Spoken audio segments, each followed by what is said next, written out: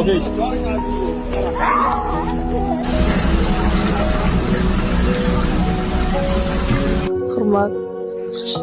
Prezidentim Shavkat Mirziyoyev marhamat.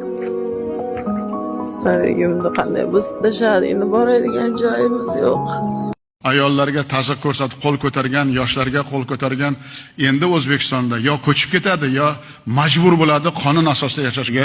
Agar o'qigan bo'lsalaring, umrbod deb yozib qo'ydim. Hamma yuristlar qarshi bo'ldi, lekin men o'zbek millatida bu bo'lishi mumkin emas dedim. O'zbek mamlakatida, yangi O'zbekistonda ko'p millatli xalqimizga yarashmaydi deb shuni yozib qo'ydim. Shuning uchun qat'iy tizim asosida kurash olib boramiz.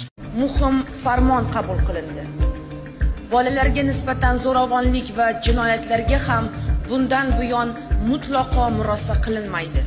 Qonun hamma uchun barobar ishlashi shart. Istisnosiz, alohida vaziyatlarsiz. Bu gap har kimga, respublikamizning har bitta burchagida birdek taalluqli. Video kamerasi bo'lmasa to'xtatmaydi. Asrayapsizmi? Asramaydi, qo'limdan telefonimni tushirib oldim. Nima qilasizmi? Nechichinsiz? Qo'lingni men telefon tushirganim yo'q. Ko'rdingizmi? Kamerada ko'rinib turibdi hamma narsa. Nima bo'lyapti? Siz familiyangizni ashtirib Nima bo'lyapti? Men bilan gaplashib keling. Nechichinsiz? aka, siz familiyangizni ayting, menga tanishtiring sizni. Tanishtirmayman. Siz mag'rur farzandim. Tanishtirmasam nima bo'ladi?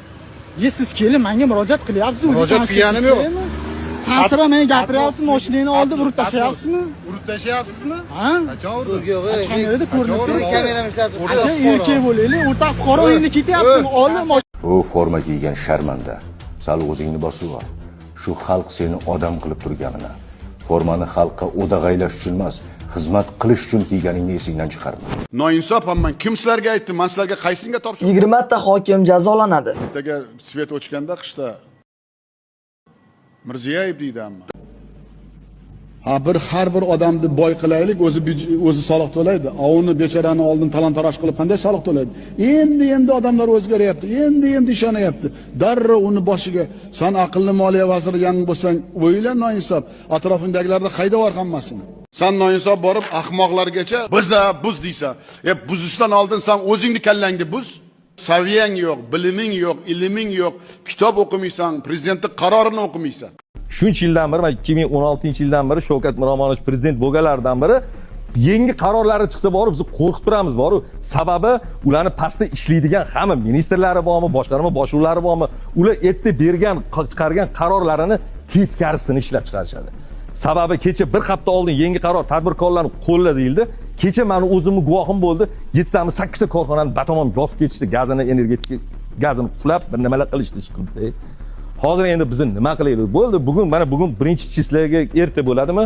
Ertaga qolgan 30 ta xodimimni bo'shataman, stanoklarimizni sotaman. Hozir kimdir yozishi mumkin, gazdan qarzing bo'lsa o'shancha o'chirgan. Yo'q, gazda 70-80 million peridaplatdan turibdi. Hozirgi kunda to'g'ri, jam borsa 5 million ishlatayotgan so'da yo'q o'zi. O'shanda menga 20 kunlik peridaplat ham turibdi. Hop, birinchi chislaga o'tsin, shot faktura ber, o'shanga qarab to'layman, keyin balki davom etamiz desam, yo'q, menga tepadan buyruq kelgan, mash summa 270 million qatdan olganini ham xudo biladi, faqat shu to'laysan, yo'masa men seni keldi. Menda shuncha odam ishlaydi. Yo'q, eshitaman, meni agar kesmasam bo'lmaydi. Hozir bu yil o'zida meni taniydigan tadbirkorlardan 20-30 tasi ushi yopilib bo'ldi. Umuman Katta rahmat ommaviy axborot blogerlarga. Ko'p narsalar hozir O'zbekistonda ochiq, hamma buni ko'rib turyapti. Oldin yopiq edi. Lekin bitta narsani bilinglar, bu ochiqlik hech qachon orqaga qaytmaydi. Qanday ko'p ochiqlik bo'lsa, qanday ko'p ommaviy axborot vositalari odamlarimizga adolatli, haqiqiy muammolarni qancha ko'p bildirsam, men rahbar sifatida minnatdor bo'laman ularga.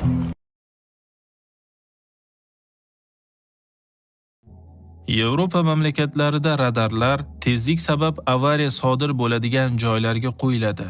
Ularning asosiy maqsadi o'z xalqini xavfsizligini ta'minlash.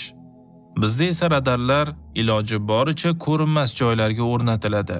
Maqsad esa xalq xavfsizligi emas, balki haydovchilarga qoidabuzarlikni qildirib, jarima to'latish. Bepul sog'ib olinadigan manba sifatida ko'rmoqda. Lekin ular bir haqiqatni unutmasliklari kerak. Birovga zulm qilish va uni haqqini poymol etishni javobi og'irdir.